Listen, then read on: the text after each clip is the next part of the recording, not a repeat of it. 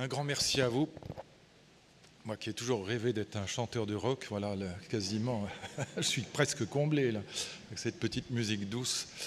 Et comme pour les enfants dont je vais vous parler, comme tous les conférenciers de cette magnifique session, je vais vous raconter le lien qui existe entre un événement que je considère comme étant quasiment aussi important que la Révolution française ou la naissance du christianisme, à savoir l'apparition, l'invention en Europe du mariage d'amour, d'un côté, et puis de l'autre, un processus lent, long, mais certain de sacralisation de l'enfant.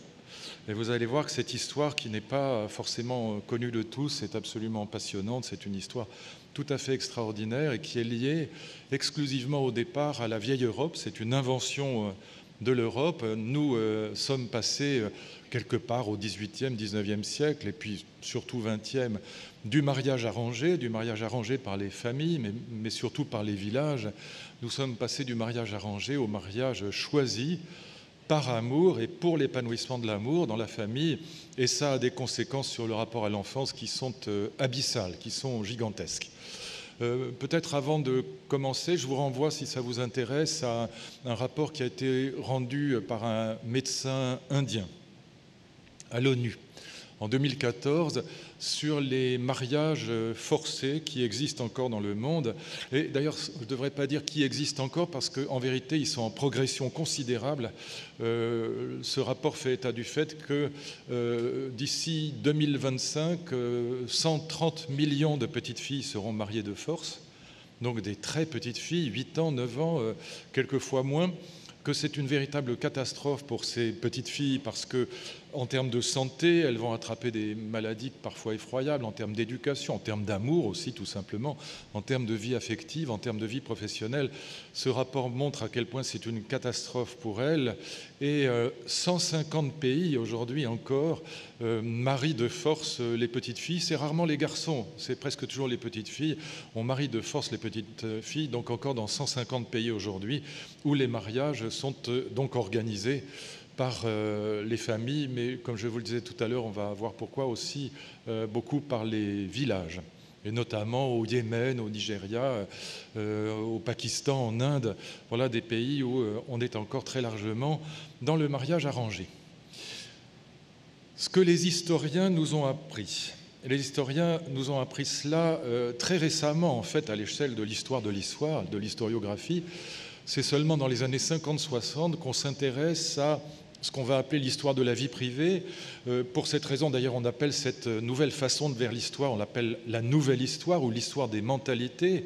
Et donc, c'est seulement dans les années 50-60 que les historiens s'intéressent à la vie quotidienne des petits individus lambda, des individus anonymes, comment on mourait, comment on mangeait, comment on se mariait, comment on faisait la fête, comment on élevait ses enfants. Toutes ces questions-là n'avaient jamais intéressé les historiens. Les historiens s'intéressaient à l'histoire des batailles, à l'histoire diplomatique, à l'histoire des grands États, à l'histoire des grands hommes, à l'histoire de l'art et de la culture. Mais on ne s'intéressait jamais à l'histoire de la vie quotidienne des individus anonymes. C'est seulement à partir de 1950-1960, avec notamment un immense historien français qui va ouvrir ce champ à la recherche historique, qui s'appelle Philippe Ariès, avec un livre magnifique qui s'appelle « L'enfant et la famille sous l'Ancien Régime », qu'on commence à s'intéresser à la vie privée. Et puis après, il y aura beaucoup d'autres travaux. D'ailleurs, Ariès écrit aussi un livre absolument passionnant qui s'appelle « La mort et l'Occident » sur la question de la mort, la manière des rites de la mort dans l'Occident, comment on mourait, et on mourait très différemment au Moyen-Âge d'aujourd'hui, de même qu'on se mariait très différemment, de même qu'on élevait ses enfants très différemment. Donc ces deux livres pionniers seront suivis par toute une série de travaux d'historiens, en particulier les travaux de Jean-Louis Flandrin sur l'enfance au Moyen-Âge, qui sont absolument passionnants, vous allez le voir, et qui nous apprennent beaucoup de choses qui sont, comment dire, pas du tout intuitives, c'est-à-dire qui vont à l'encontre de ce qu'on imagine habituellement. Que nous ont appris ces historiens? Aussi, je vous renvoie au livre magnifique d'Edward Shorter, La naissance de la famille moderne. Et puis, il y a un tout petit livre que j'aime vraiment beaucoup, d'un très grand historien qui nous a quittés il y a peu, mon vieil ami François Lebrun. Ça s'appelle tout simplement « La vie conjugale sous l'Ancien Régime », au Moyen-Âge donc. Il y a beaucoup d'autres livres. Il y a aussi les livres de John Boswell sur l'abandon d'enfants au Moyen-Âge. Mais ce sont les livres principaux. C'est juste pour vous dire, non pas pour être cuistre et vous accabler de références, mais qu'il y a eu énormément de travaux sur ces sujets-là et qu'on a documenté ce que je vais vous dire. C'est assis sur des documents. C'est important de le dire parce que, encore une fois, c'est contre-intuitif. Ce n'est pas ce qu'on penserait à première vue. Que nous ont appris les grands historiens sur l'histoire de la famille, donc à la fois sur l'histoire du mariage et sur l'histoire de l'enfance. Ils nous ont appris essentiellement 3 choses. La première chose qu'ils nous apprennent, ces grands historiens, et ils font référence aussi à la littérature, à Montaigne, à Molière. Vous vous souvenez des pièces de Molière dans lesquelles les enfants se révoltent contre les parents parce qu'ils veulent se marier par amour et ils ne veulent pas être mariés de force avec un vieux barbon, comme dans l'Avare par exemple. Eh bien, ce que les historiens nous ont appris, c'est 3 choses. La première chose, je vais aller à l'essentiel, la première chose, c'est qu'au Moyen-Âge, on ne se marie jamais par amour. Quelquefois, les gens s'aiment dans le mariage, ça peut arriver, mais c'est relativement rare et c'est surtout pas du tout le but du jeu. Le mariage n'a strictement aucun rapport avec le sentiment, avec l'amour, surtout pas avec la passion. Et les motifs du mariage sont tout autres. Le mariage a 3 motifs fondamentaux, 3 principes, 3 piliers, si je puis dire. On se marie, pour des raisons que les historiens appellent lignagières. Autrement dit, on se marie pour transmettre son nom et son patrimoine à l'aîné. Et puis on se marie pour des raisons qui sont économiques et biologiques. Pourquoi ? Parce qu'au Moyen-Âge, par définition, on n'est pas dans le monde capitaliste, il n'y a pas de salariat, il n'y a pas de monde ouvrier, le monde industriel moderne n'est pas encore là, et par conséquent, dans la mesure où il n'y a pas de salariat, il n'y a pas d'ouvrier, eh bien il faut fabriquer des bras pour faire tourner la ferme. Et donc on se marie pour des raisons qui sont économiques, biologiques et surtout lignagière. Encore une fois, il s'agit d'abord et avant tout de transmettre sa ferme à l'aîné et son patrimoine à l'aîné, et puis son nom. Il ne faut pas que le nom se perde. On est dans une logique où la famille est très liée avec la filiation. Je signale au passage que le mariage gay fera précisément exploser cette idée que famille et filiation sont inséparables. C'est-à-dire une des raisons pour lesquelles il va susciter toute une série de débats que vous connaissez comme moi. Alors, je vous cite 1 ou 2 textes, peut-être même 3 ou 4 de Montaigne. Allez voir si ça vous intéresse. Dans la littérature, si vous n'avez pas envie de lire les historiens, allez voir chez les grands écrivains. Vous avez dans les essais de Montaigne, alors ça c'est mon côté pour le coup vieux prof, je vous renvoie, c'est dans le livre 3, c'est le chapitre 5. Vous permettra de trouver ça plus facilement, qui est consacré à la vie privée. Et Montaigne n'a pas de mots assez durs pour disqualifier l'idée même de mariage d'amour. Pour lui, c'est complètement absurde. L'idée qu'on puisse se marier par amour, c'est une catastrophe. Il écrit cette phrase que j'ai sous les yeux. Écoutez-la bien parce que, bon, c'est du Montaigne, donc la phrase est quand même un peu... c'est du français un peu ancien, mais un peu alambiqué, mais je crois qu'elle est quand même assez claire. « J'ai vu de mon temps, écrit-il, dans quelques grandes familles, guérir l'amour de façon honteuse et déshonorante par le mariage. Les considérations qui régissent l'un et l'autre sont beaucoup trop différentes pour qu'on puisse les mélanger. » Notez bien, j'ai vu parfois guérir de manière honteuse et déshonorante l'amour par le mariage. Aujourd'hui, pour nous, il va de soi que c'est exactement l'inverse, qu'on se marie par amour et pour l'amour, pour l'épanouissement de l'amour, notamment celui des enfants. Et je vous lis la suite. Un bon mariage, s'il en existe, il est assez lucide, un bon mariage, s'il en existe, refuse la compagnie et les manières de vivre de l'amour. Il tâche d'imiter celle de l'amitié. Vous voyez ce que ça veut dire ? C'est très bien dans le mariage d'être amis, complicité, tendresse, mais surtout pas l'amour-passion. Et il dit, voilà, si vous fondez le mariage sur l'amour-passion, comme le font aujourd'hui tous nos contemporains, du moins dans les pays occidentaux, dans les pays qui dépendent culturellement de l'Europe, eh bien, si vous fondez le mariage sur l'amour-passion, ce que veut dire Montaigne, c'est que vous allez vers la catastrophe, parce que l'amour-passion, c'est fragile, variable, et ça ne dure pas longtemps. Et donc, si vous allez dans cette direction-là, et on verra qu'il a raison, vous inventez le divorce. Et en plus, en attendant le divorce, qu'est-ce qui se passe ?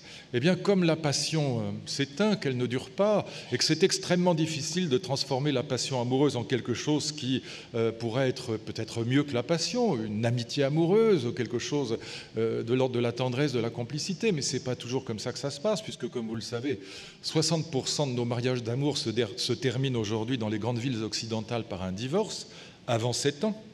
C'est la durée moyenne des mariages d'amour aujourd'hui. Eh bien, entre-temps, le mariage devient quelque chose d'extraordinairement pénible. Pourquoi c'est pénible? Eh bien, parce que Éros, la passion amoureuse, Éros, que décrit si bien Platon, Éros a besoin, c'est comme la faim et la soif, Éros a besoin du manque de l'être aimé autant que de sa présence.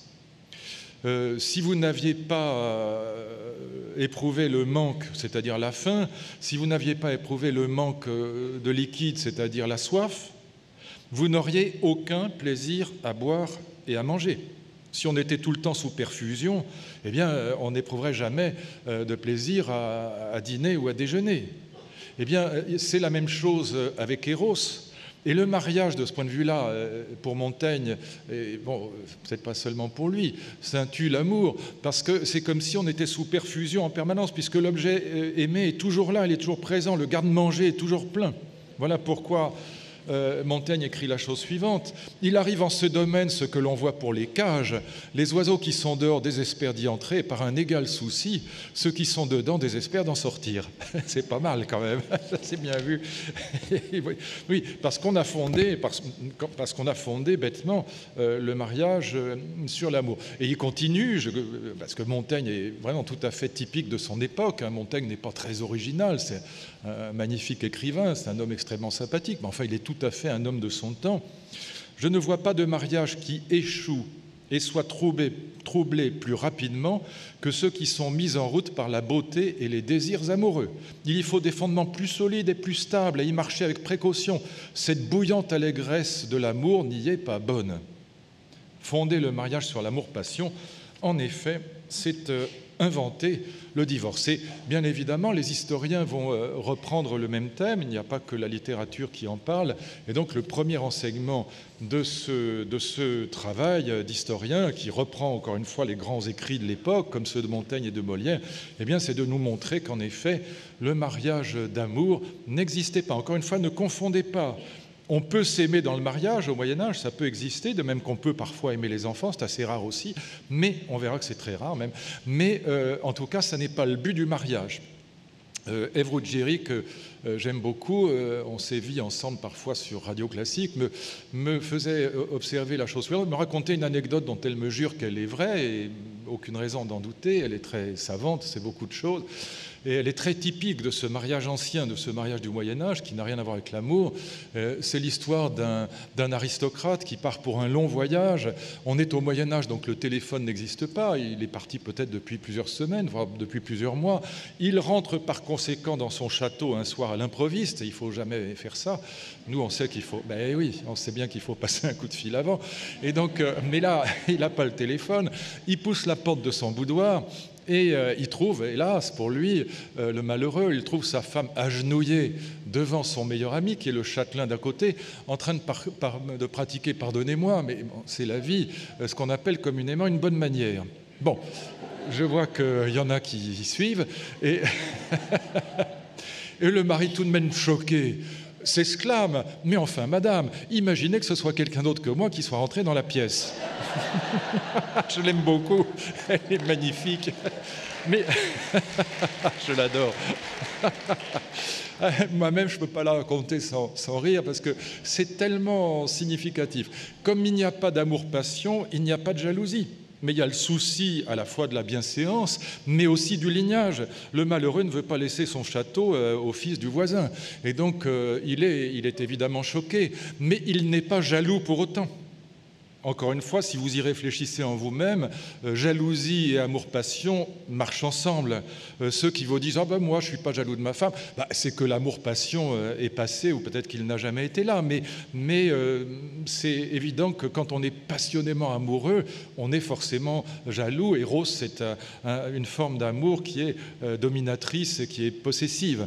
Deuxième enseignement des historiens, je vais aller à l'essentiel, puis après, on verra les effets du mariage d'amour sur l'histoire de l'enfance, du rapport à l'enfance.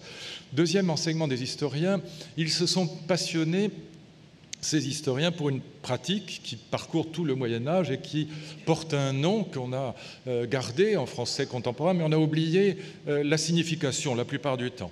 Ils se sont intéressés au charivari. En français contemporain, charivari, ça s'utilise assez couramment, même ça nous arrive de dire aux enfants arrêtez ce charivari, ça veut dire arrêtez de chahuter, arrêtez de faire du boucan. Dans la tradition du Moyen-Âge, il y a plusieurs formes de charivari, mais celle qui nous intéresse là est la suivante. Quand un mari est cocu, quand il est trompé par sa femme, ce qui arrive à l'époque comme aujourd'hui, on vient de le voir, et réciproquement.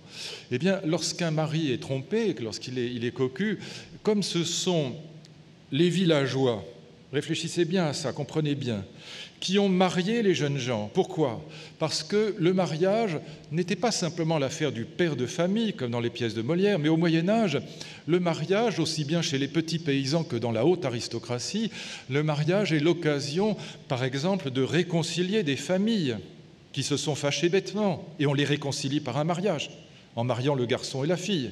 Et du coup, qu'est-ce qui se passe ? On va pouvoir mettre ensemble des parcelles de terrain qu'on pourra cultiver plus aisément et de manière plus rentable. Et dans la haute aristocratie, on marie les princes et les princesses pour faire une politique de puissance, des alliances dans la guerre, par exemple. Vous voyez les enjeux ? Les enjeux sont totalement extra-individuels. Et par conséquent, quand un homme est cocu, tout le village, puisque c'est lui qui a marié les jeunes gens, et quand il l'apprend, eh bien, tout le village va se charger tout entier de rappeler la loi du mariage, qui est malgré tout, lignage oblige, la loi de la fidélité. Et donc les paysans vont chercher le malheureux cocu dans son champ, on va le choper par la peau du cou, on l'assied à l'envers, figurez-vous, sur un âne. Et ce qui est très intéressant, c'est que ces pratiques, ces coutumes, elles portent des noms, ce qui veut dire qu'elles ont été suffisamment, habituelles, c'est le cas de le dire, pour se cristalliser, pour s'incarner, se déposer dans la langue.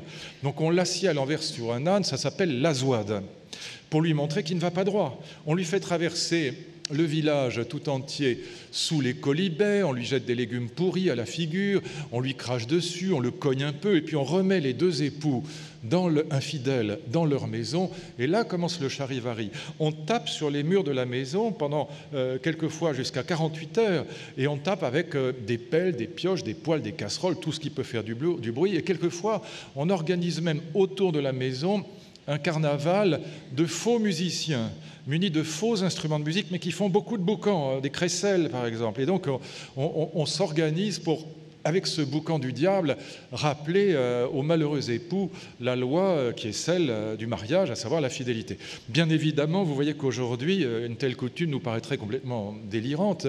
Si vous apprenez que quelqu'un est cocu dans un dîner en ville, ce n'est pas le premier sujet de conversation, en principe, que vous mettez sur la table, parce que vous savez que c'est une affaire personnelle, individuelle, que ça ne nous regarde pas. De l'extérieur, personne aujourd'hui ne s'occupe de ça, alors que là, comme c'est le village qui a marié les jeunes gens, c'est le village qui s'occupe de rappeler la loi de la cité. Et là, on voit que le mariage est une fête qu'on dirait aujourd'hui communautariste. Troisième enseignement, comment est-on passé en Europe ? Comment et quand ? Ça va ensemble. Comment est-on passé en Europe du mariage arrangé qui domine l'Europe, comme les autres pays que j'évoquais tout à l'heure, le Yémen ou le Nigeria par exemple, qui pratiquent beaucoup le mariage arrangé. Eh bien, comment est-on passé en Europe, donc d'une Europe du Moyen-Âge qui était comme le Nigeria ou le Yémen aujourd'hui, c'est-à-dire dans la logique du mariage arrangé, au mariage, comment en est-on passé donc de ce mariage traditionnel, ce mariage de raison, on l'appelle aussi, au mariage choisi. Choisi, évidemment, par amour et pour l'amour. J'insiste sur le par et le pour. Les enfants sont dans le pour, si je puis dire. Eh bien, ce que montre le livre d'Edward Shorter, La naissance de la famille moderne, qui est un livre tout à fait remarquable, c'est que paradoxalement, parce que ça ne paraît pas évident, c'est le capitalisme moderne qui a inventé le mariage d'amour. Pourquoi ? Eh bien, prenons un exemple, ce sera mieux qu'un long discours. Quand le capitalisme moderne invente justement ce qui n'existait pas au Moyen-Âge, je vous le disais tout à l'heure, le monde ouvrier, le salariat, les grandes villes, les usines, le monde industriel. Tout ça, c'est le capitalisme qui l'invente. Avant, la France est un pays rural, un pays de paysans, et de petits paysans, de petits villages. Le capitalisme invente le salariat, le marché du travail. Et qu'est-ce qui se passe à ce moment-là ? C'est beaucoup l'histoire des femmes. Vous savez qu'en 1900, il y a plus de femmes ouvrières qu'aujourd'hui. Et donc, très massivement, les femmes, les jeunes filles vont, comme on dit, monter, travailler à la ville.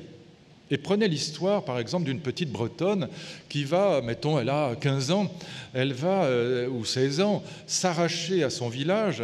Elle va s'arracher à son village, elle va devenir un petit électron libre, si je puis dire. Elle va s'arracher à son village pour monter à la ville, être ouvrière, travailler comme une ouvrière dans une usine, par exemple, à la grande ville de Nantes, où on fabrique des boîtes de sardines.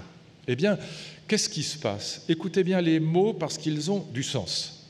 Dans son village, métaphore biologique très, très forte, dans son village, la petite fille, la jeune fille de 15-16 ans, elle était un membre d'un corps social. Vous n'arrachez pas un membre à un bras, par exemple, ça fait mourir quelqu'un. Elle était un membre d'un corps social et elle était en quelque sorte prisonnière de ce corps social qu'est le village. Elle appartenait, si je puis dire, au village. Montant à la ville, qu'est-ce qui se passe? Elle cesse d'être un membre, elle devient un individu autonome. Et le mot individualisme est inventé en 1830 pour décrire ce mouvement d'émancipation des individus. Ça n'a rien à voir avec l'égoïsme. Émancipation des individus par rapport aux structures religieuses traditionnelles des villages.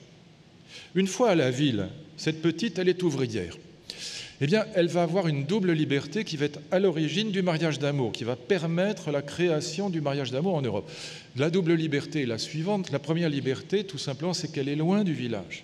Elle échappe au contrôle social, elle échappe à l'emprise du curé, des frères et sœurs, des oncles et tantes, des parents. Elle est loin, tout simplement. Elle est à 100 km peut-être. Et du coup, elle peut se retourner vers le village et dire aux villageois, et dire au curé, et dire à ses parents « Non ». Je ne veux pas être marié. Je ne veux pas être marié de force ou de tradition avec un tel que vous aviez choisi pour moi de toute éternité pour réconcilier vos familles. Ça n'est pas ça que je veux. Et donc elle s'oppose à ce village où elle était mariée sans qu'on lui demandât son avis. Donc première liberté, c'est la distance tout simplement. Je vous ferai remarquer que cette histoire a des connotations, des ramifications gigantesques parce que cette distance par rapport au village, c'est la naissance de la laïcité en Europe. Pourquoi? Parce que cette distance par rapport au village, c'est aussi la distance par rapport au clocher, par rapport au curé, par rapport à la religion. Et c'est cette distance qui va permettre aux individus, et non pas aux membres, de choisir leur religion, et même de choisir s'ils veulent croire ou non, ce qui fait que pour nous aujourd'hui, ça va de soi, mais à l'époque, ça ne vaut pas du tout de soi. Eh bien, pour nous aujourd'hui, il va de soi que la foi religieuse, c'est une affaire de choix individuel, c'est une affaire personnelle en tout cas. Tandis qu'à l'époque, on est dans le théologico-politique, c'est l'affaire de toute la communauté. Et donc là, cette distance, c'est évidemment une formidable liberté parce que la petite, elle peut dire « non, je ne veux pas être mariée ». Et en même temps, elle peut aussi choisir d'être croyante ou éventuellement d'être athée ou agnostique. Et puis, deuxième liberté, c'est le salaire tout simplement. Au lieu de la taper le matin à 5 heures pour la sortir du lit, aller garder les vaches, on va la payer pour travailler. Et vous le savez bien, mesdames, le revenu, que vous vouliez vous marier ou que vous vouliez divorcer, c'est le nerf de la guerre. Si vous n'avez pas de revenu, vous êtes feinté. Eh bien, cette petite, munie de cette autonomie financière que donne le salaire, si petit soit-il le salaire, ça va lui permettre, par exemple, de prendre une chambre de bonne avec une copine ouvrière comme elle, et puis là, à nouveau, de s'opposer au village en disant « Mais non, je ne veux pas être marié, je veux me marier. Me marier avec le jeune homme bien fait qui travaille là-bas à l'établi et pour lequel j'éprouve du sentiment. » Le mariage choisi est aussitôt mariage d'amour. Il est aussitôt conclu par affinité élective, évidemment. Et donc c'est comme ça que le capitalisme, paradoxalement, alors que ce n'était pas son souci premier, comme on sait, eh bien le capitalisme va être à l'origine de l'émancipation des individus par rapport aux structures communautaires des villages, et en même temps donc à l'origine de cette liberté, de cette autonomie qui va permettre le mariage d'amour.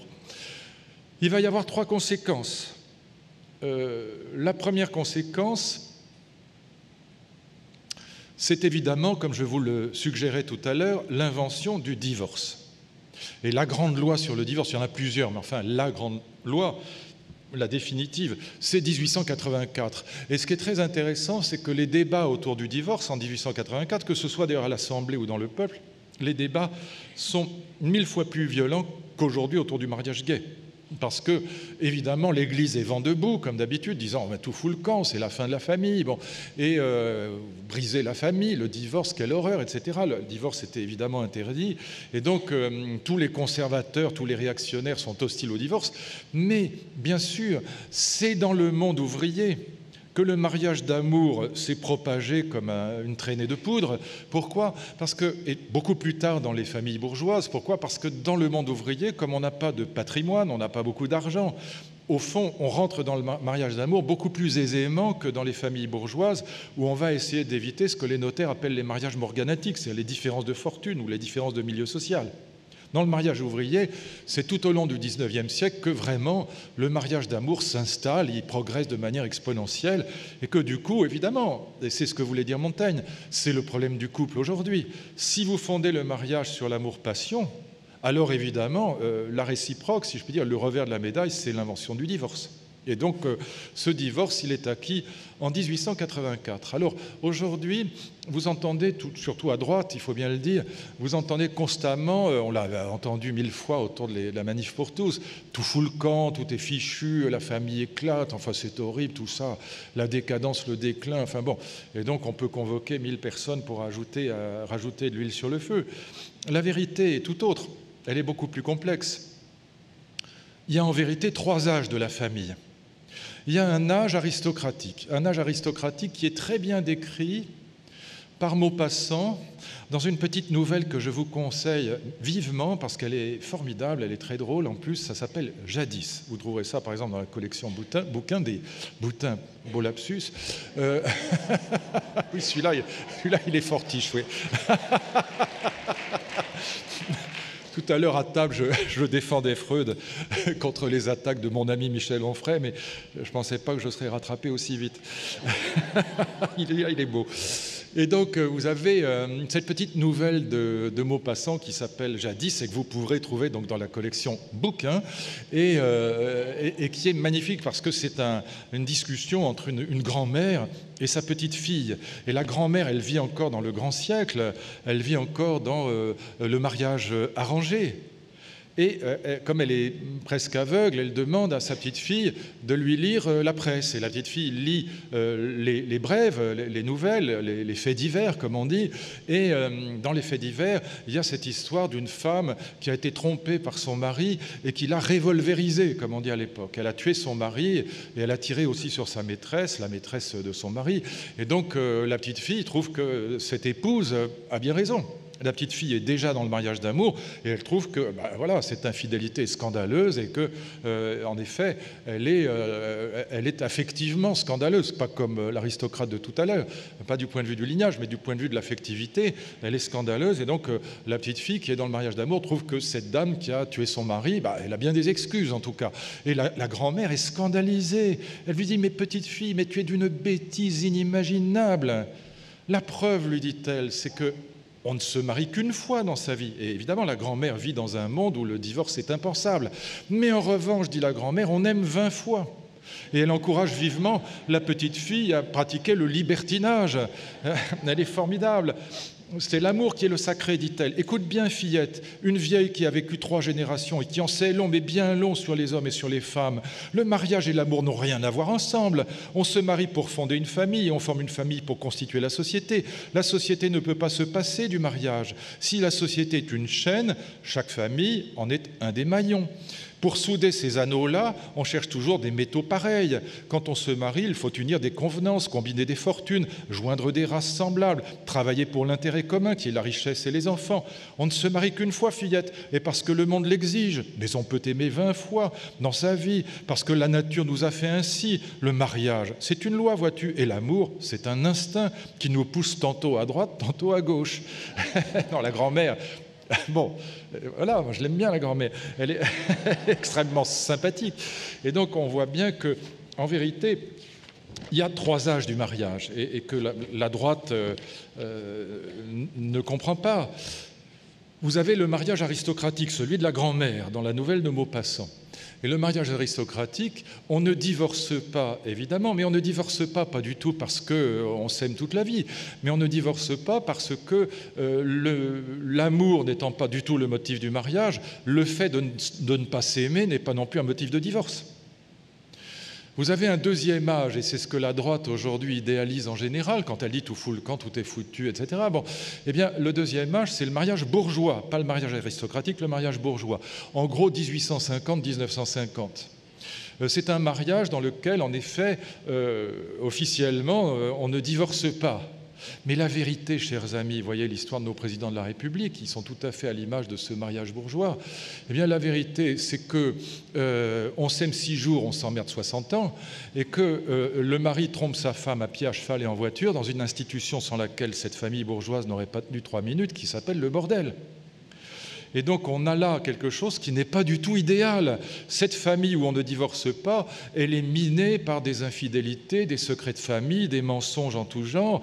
Et donc je disais, voyez, nos présidents de la République, il y a des livres sur le sujet, ils sont tout à fait typiques de cette période, jusqu'au premier qui divorce, mais c'est le premier, ça n'avait jamais existé dans l'histoire de France, à savoir Nicolas Sarkozy, mais qui encore, faut-il l'ajouter, ne divorce pas véritablement de son plein gré. Et donc on a là quelque chose de tout à fait typique. On reste marié, mais encore une fois, comme disait Bernadette, les petits oiseaux, ça volait partout. Bon. Mais oui, c'est la réalité, elle le savait très bien. Maintenant que le pauvre est dans un état tertiaire, il est bien muselé. Ah ben oui, il a, vous savez, le président Chirac il a une blague qu'il adore, c'est la seule chose qui le fasse encore rire, parce qu'il est quand même très mal. Il dit comment, d'ailleurs ça fait pas rire du tout Bernadette, il dit comment appelle-t-on une femme qui sait toujours où est son mari? Réponse, une veuve.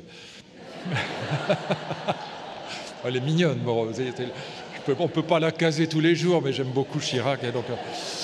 Je le dis par affection et tout le monde le sait, c'est pas insolence de ma part, c'est pas du tout par méchanceté que je dis ça, c'est simplement parce que c'est bien connu. Et donc on a un troisième âge de la famille, qui est l'âge actuel, c'est-à-dire qu'on se marie par amour, mais on divorce beaucoup, on se sépare beaucoup, parce que, évidemment, comme on a fondé on a fondé le mariage sur l'amour-passion, ben, comme le prévoyait Montaigne, on a fondé le mariage sur du sable, sur quelque chose qui est très fragile. Écoutez bien ça. En raison de la mortalité précoce au Moyen-Âge, eh bien, les gens ne vivaient pas très vieux. Il suffisait d'avoir une septicémie, de se couper le doigt et d'être infecté pour mourir.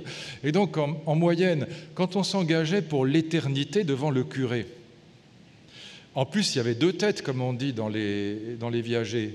Eh bien, donc 2 motifs que ça ne dure pas trop longtemps. En moyenne, on s'engageait pour 6-7 ans. Donc c'est une éternité qui est étonnable, si je puis dire. Aujourd'hui, ça commence à y ressembler. Et donc, quand on passe 40 ans, 50 ans, 60 ans avec son mari ou avec sa femme, si on y arrive, évidemment, ce sont des conditions tout à fait différentes de celles du Moyen-Âge, en termes de longévité des couples, de longévité des mariages.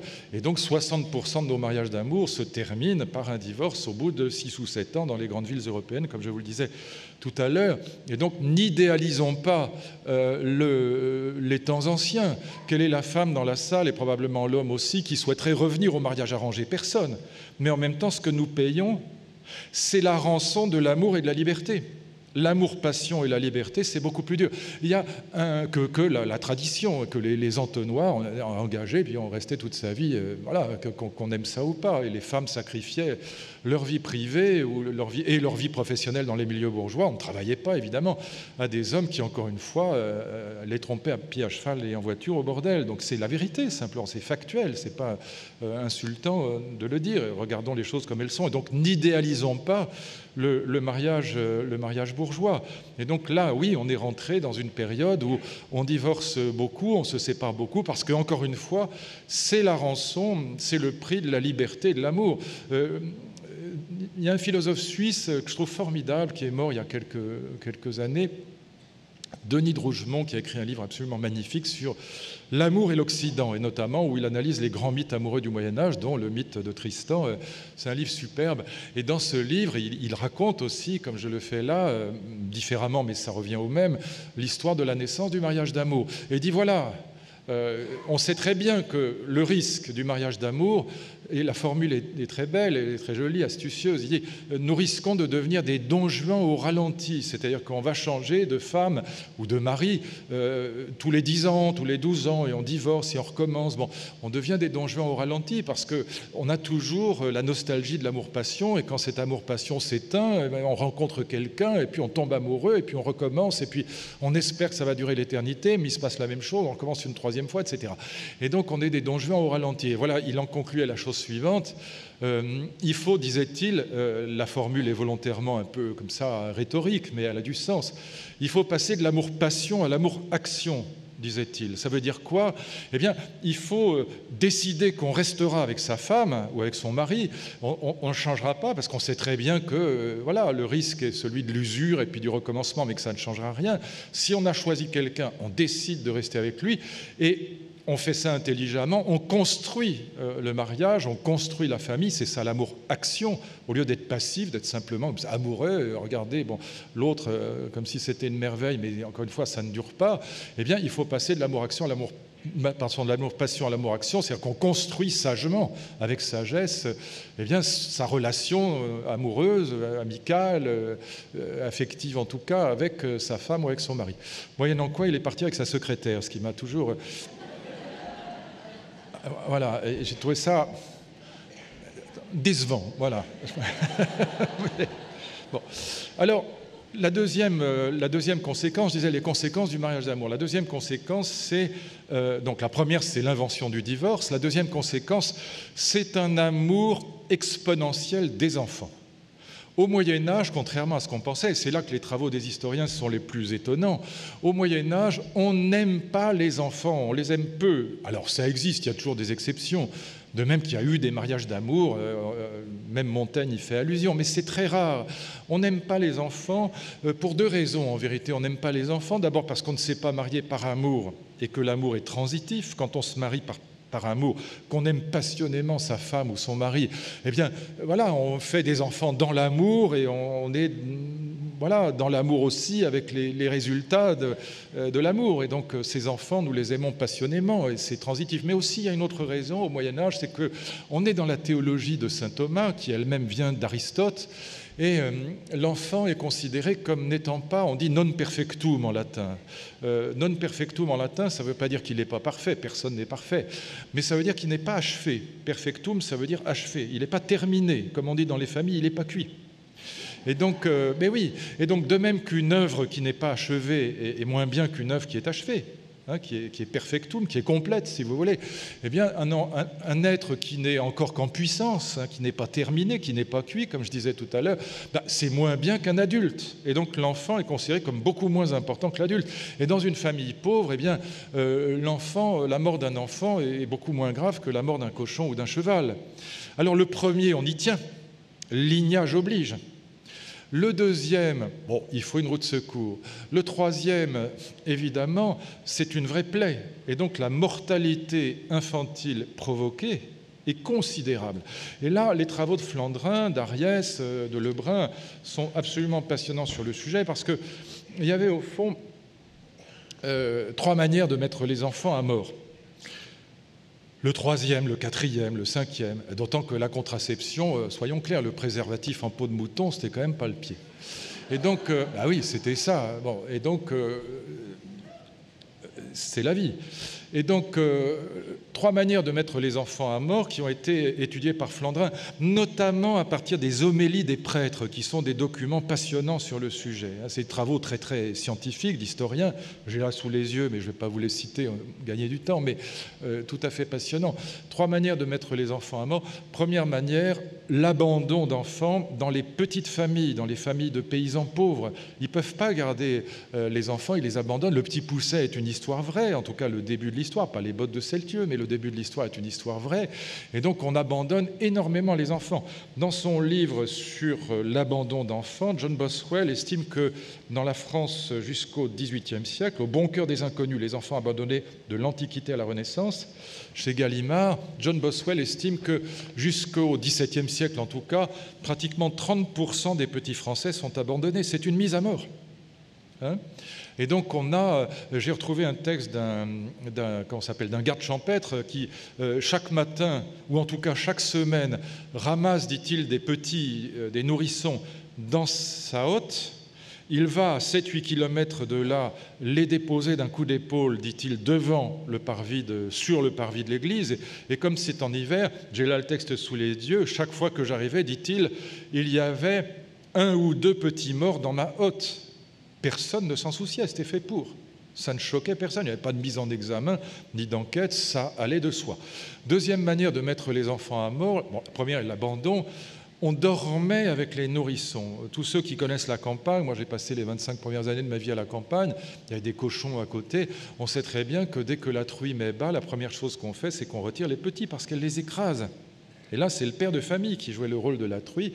Alors, vous voyez, c'était pas des assassins, c'était entre les deux. Voilà, parce que, on dormait avec le petit, c'est bête, il est mort. Bon, mais enfin, les prêtres ne cessent de dire, je vous en supplie, ne dormez pas avec les nourrissons. On le trouve dans toutes les homélies au XVe siècle, XVIe siècle encore, et donc j'en ai sous les yeux, mais encore une fois, je vous renvoie au livre qui en traite si vous le souhaitez, mais c'est très clair que c'était la deuxième manière de pratiquer l'infanticide. Et donc, la troisième étant la mise en nourrice. Dans mon livre sur cette affaire, je cite le cas d'une nourrice à laquelle on confie 13 enfants. Elle n'en rend pas un seul vivant. Elle n'est pas mise en examen. Ça va de soi. C'est fait pour. Et donc, la mortalité infantile provoquée est très grande à partir d'un certain nombre d'enfants. Au début, encore une fois, on y tient. 1, 2, 3, on y tient, disons, mais le 4e, le 5e, le 6e, c'est la catastrophe. Et donc la mortalité provoquée est très grande, et ça n'est pas l'hygiène. Voilà, par exemple, l'Ariès le dit très bien, il évoque son collègue Jean-Louis Flandrin.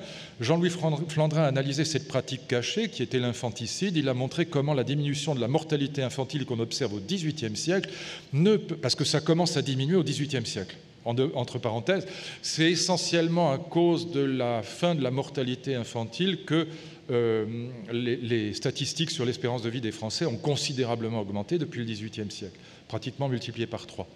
Et donc, Flandrin a montré comment la diminution de la mortalité infantile qu'on observe à partir du XVIIIe siècle, et donc à partir du mariage d'amour, ne peut pas s'expliquer par des raisons médicales et hygiéniques. On a seulement cessé de laisser mourir ou d'aider à mourir les enfants qu'on ne souhaitait pas garder. Et évidemment, là, vous avez 500-600 pages derrière d'analyse des documents qui confirment la chose. L'instinct maternel, oui, ça existe de manière embryonnaire, même chez les faisans, les perdrix, les chats, mais c'est très embryonnaire, et surtout chez les humains. Et donc, à partir du moment où l'enfant devenait une véritable catastrophe, comme dans le Petit Poucet, qu'on n'avait pas les moyens de l'élever, eh bien, il était très largement mis à mort. Le mariage d'amour va complètement transformer la donne, puisque aujourd'hui, dans une famille, disons, normale au sens statistique du terme comme psychiatrique du terme, eh bien, dans une famille normale, la pire chose, chers amis, qui puisse nous arriver, pardon pour ceux qui ont connu ça, il y a forcément dans la salle, la pire chose qui puisse nous arriver, c'est de perdre un enfant. On est tous des mères juives aujourd'hui, on est tétanisés d'angoisse, on les protège, dès qu'ils partent en voyage, c'est d'ailleurs pour ça qu'on multiplie les téléphones portables de plus en plus tôt, parce qu'on essaye de savoir où ils sont, on les surveille beaucoup, on les protège beaucoup, et donc on a là un rapport à l'enfance. Alors je sais qu'il y a aussi des dames qui congèlent les bébés, mais enfin c'est pas le cas général. Il y a aussi des poissons volants, comme disait l'autre, c'est pas la majorité du genre. Eh bien, de la même manière, dans l'immense majorité des familles, l'être absolument chéri, sacré, j'allais dire, c'est l'enfant, évidemment. Et la troisième conséquence, et c'est à dessein que j'évoquais la question du sacré, et ce sera la dernière, ce sera ma conclusion. Ce que nous vivons, et c'est pourquoi cette histoire m'a intéressé passionnément. Et j'ai écrit 3 ou 4 livres, La Révolution de l'amour, par exemple, sur ces sujets, notamment en faisant un bilan des travaux des historiens sur le sujet double, à la fois mariage d'amour et statut de l'enfant. Nous vivons aujourd'hui, et c'est philosophiquement ça qui m'intéresse, et je pense que ça appelle une nouvelle, je ne veux pas dire nouvelle philosophie parce que l'expression est galvaudée et a été une catastrophe, mais une philosophie nouvelle, disons, une approche philosophique nouvelle, c'est que ce que nous vivons, c'est une révolution dans l'ordre du sacré.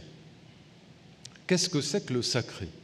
Le sacré ne se confond pas avec le religieux. Le religieux est une partie du sacré, mais ce n'est pas la totalité du sacré. Le sacré, étymologiquement, ça s'entend. Le sacré, très exactement, c'est ce pourquoi on peut se sacrifier, ce pourquoi on peut donner sa vie, ou en tout cas la risquer. Le sacré, si j'avais à écrire un jour, je le ferais, une histoire du sacré, une histoire de ce que les humains ont considéré comme supérieur à leur propre vie, c'est-à-dire digne de sacrifice, sacré sacrifice. Eh bien, l'histoire du sacré, c'est l'histoire des guerres. Pour quel motif les humains ont-ils accepté, alors que la mort leur fait en général très peur, eh bien, pour quel motif, je dis bien en général, pour quel motif ont-ils accepté de mourir? L'histoire du sacré, c'est l'histoire des guerres, en vérité. Ce pourquoi on est mort massivement, et quelquefois la fleur au fusil, joyeusement, comme on dit. Eh bien, il y a en vérité 3 motifs du sacré dans l'histoire de l'Europe, et d'ailleurs probablement dans l'histoire du monde. On est mort pour Dieu. Les guerres de religion ont été les plus atroces et on voit qu'elles le restent encore aujourd'hui, hélas. On est mort pour Dieu, les fous de Dieu, mais vous savez, la Saint-Barthélemy, on n'a pas été mieux que Daesh. On a embroché des enfants vivants pour les mettre à rôtir dans l'âtre, au nom de l'amour du Christ. Bon, on n'était pas très bon, et regardez l'histoire des guerres de religion, à partir de François Ier, c'est une horreur absolue. On n'a jamais fait de pire saloperie que dans les guerres de religion, parce que justement le sacré était très fort. Deuxième figure du sacré, donc deuxième motif de guerre, c'est la même chose, le nationalisme, le patriotisme, on est mort pour la patrie. Pensez au général Nivelle, le chemin des dames, la guerre de 14, 300 000 morts en 3 mois. En 3 semaines, en vérité, sur ce fameux chemin des dames qu'on peut encore visiter aujourd'hui, avec cette fameuse rangée de baïonnettes. 300 000 morts, 300 000 gamins morts pour prendre une colline. Au passage, aucune famille aujourd'hui n'accepterait ça. Et puis, troisième grand motif de sacrifice, la révolution. Le communisme a fait en gros 120 millions de morts dans le monde. Rien qu'en Chine, la révolution culturelle chinoise, c'est plus de 60 millions de morts. Ce sont les 3 grandes causes sacrées qui ont engendré des sacrifices énormes, gigantesques. Je prétends, pour des raisons que je ne peux pas analyser là, mais qui sont, je crois, intuitivement perceptibles, mais il y a des raisons de fond qui sont passionnantes, mais je les laisse de côté. Je prétends que ces 3 grandes figures du sacré sont mortes en Europe de l'Ouest. Ailleurs, c'est encore présent. Plus personne chez nous, en Europe de l'Ouest, plus personne n'est prêt à mourir, ni pour Dieu, ni pour la patrie, ni pour la Révolution. Il y a des croyants dans la salle, statistiquement, 60 ou 70% d'entre vous sont croyants, mais il n'y a pas des fous de Dieu. Quand il y a des fous de Dieu, ils viennent d'ailleurs, mais ce n'est pas endogène à l'Europe. Nous avons un rapport à la religion qui est un rapport pacifié. Oui, on est croyant, mais on ne tue personne pour ça, et on ne meurt pas soi-même pour ça. On est patriote, oui, il y a beaucoup de gens qui aiment la France, qui sont patriotes. Moi, j'aime beaucoup la France, mais pas au sens du chemin des dames. Certainement pas. Encore une fois, aucune famille de France n'accepterait que 300 000 gamins meurent en 3 semaines pour prendre une colline. Ça, je suis sûr que non. Donc on est patriote, mais pas du tout au sens où on l'était pendant la guerre de 14, si tant est qu'on le fût. Eh bien, parce que beaucoup de gens, comme dans Voyage au bout de la nuit de Céline, on voit à quel point aussi ces malheureux étaient obligés de partir à la guerre, parce que sinon ils étaient fusillés. D'ailleurs, les grandes... cet épisode terrible où on fusille les déserteurs pendant la guerre de 14, on a tout ça en tête, ça a été atroce. Bon.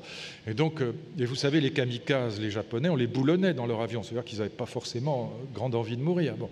Et puis on est mort aussi donc pour la Révolution, je disais, et les 3 figures aujourd'hui sont mortes parce que vous voyez bien que le camarade Mélenchon, il est peut-être révolutionnaire, mais enfin il est révolutionnaire dans les urnes, pas par la violence. Et vu les scores qu'il fait, tout va bien. Donc on a le temps de voir venir. Bon.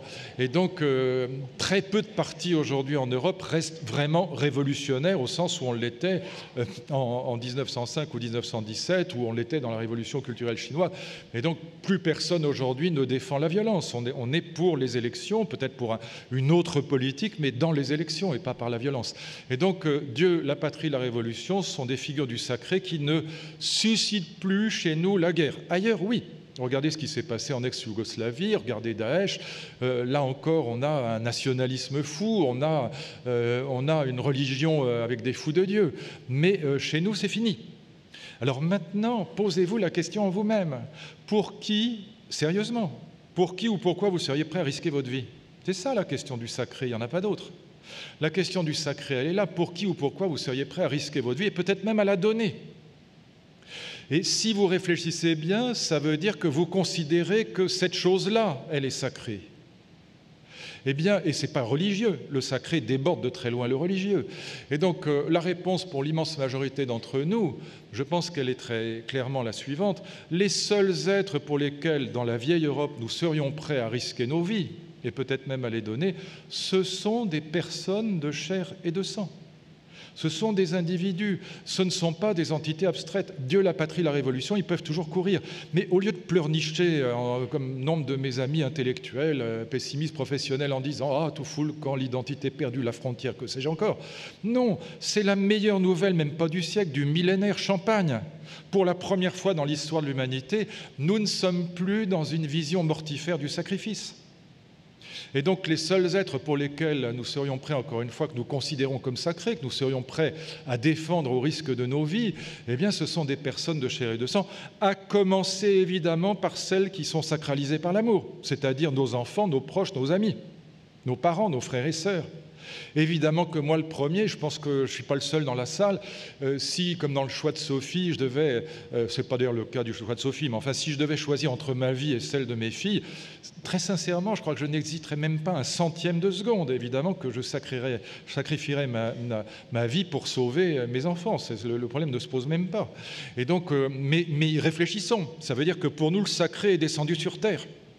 C'est ce que j'appelle l'humanisation du sacré, ou la sacralisation de l'humain.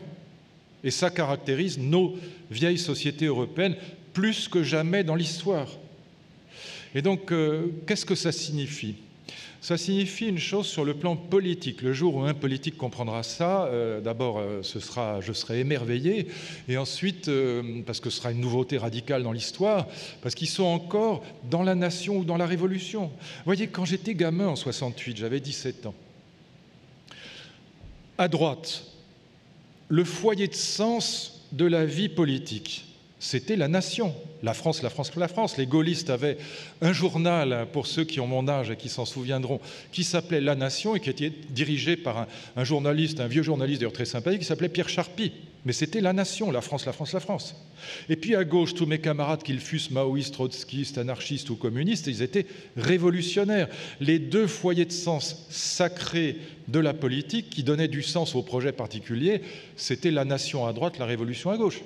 Il n'y avait rien d'autre. Je prétends que c'est mort, voilà, et que c'est pas tout à fait mort, mais c'est comme une coupe de champagne qui a perdu ses bulles. Comme je vous disais tout à l'heure, il y a des nationalistes, il y a des révolutionnaires, mais pas au sens violent du terme, mortifère du terme. Et en plus, il y en a très peu, en vérité. Et donc, ce que nous voyons aujourd'hui, c'est apparaître une question nouvelle, la question politique fondamentale. Le jour, encore une fois, où un politique le comprendra, à mon avis, il raflera la mise. La question fondamentale, elle est la suivante. Quel monde, nous, les adultes, nous prendrons la responsabilité de laisser à ceux qui viennent, c'est-à-dire à ce que nous considérons comme essentiellement sacré, c'est-à-dire nos enfants. Mais ce n'est pas mes enfants, ce n'est pas tes enfants à toi, ce sont nos enfants, c'est-à-dire l'humanité qui vient. Ce n'est pas égoïste, paradoxalement. Contrairement à ce que pensent les imbéciles, l'histoire de la famille moderne n'est pas du tout un repli sur la sphère privée, comme on l'a dit 1000 fois. C'est idiot, ça n'a rien à voir. C'est au contraire un formidable élargissement de l'horizon à l'humanité tout entière. Quel monde, nous les adultes, prendrons-nous la responsabilité de laisser à ceux qui viennent, pas mes enfants, tous les enfants? Et c'est la question de l'écologie. Est-ce qu'on va leur laisser un monde vivable? C'est la question de la dette. Est-ce qu'on va leur laisser une ardoise? C'est la question du choc des civilisations. Est-ce qu'on va leur laisser un monde en guerre? C'est la question de la protection sociale. Est-ce qu'on va leur laisser de quoi payer l'assurance maladie, chômage, etc., l'éducation? La question de l'État-providence dans ce jeu de massacre, de dumping qu'est la mondialisation. Toutes ces questions-là vont se regrouper non plus sous l'égide de la nation, non plus sous l'égide de la révolution, mais sous l'égide de cette question nouvelle, la question des générations futures.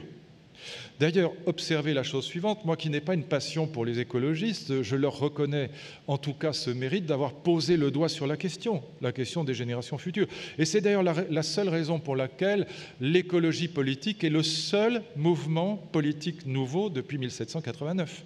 Il n'y a pas d'autre. L'extrême droite, l'extrême gauche existaient déjà. Les libéraux et les socialistes existaient déjà. Et donc on a là vraiment, en tout cas de manière embryonnaire et à coup sûr en 1848, on a là vraiment une révolution du sacré avec une question politique nouvelle. Et voilà pourquoi cette problématique de l'enfance, elle est à la fois une problématique qui relève de la vie privée, mais aussi une problématique politique absolument fondamentale. Au fond, nous vivons exactement la rencontre de l'histoire de la vie privée, l'histoire de la famille, et de l'histoire de la vie publique et politique, avec, encore une fois, cette nouvelle question, non plus la nation, non plus la révolution, mais la question des générations futures, la question quel monde allons-nous, nous les adultes, prendre la responsabilité de laisser à ceux qui viennent. Voilà ce que je voulais vous dire aujourd'hui et je vous remercie de votre attention. Un grand merci à vous.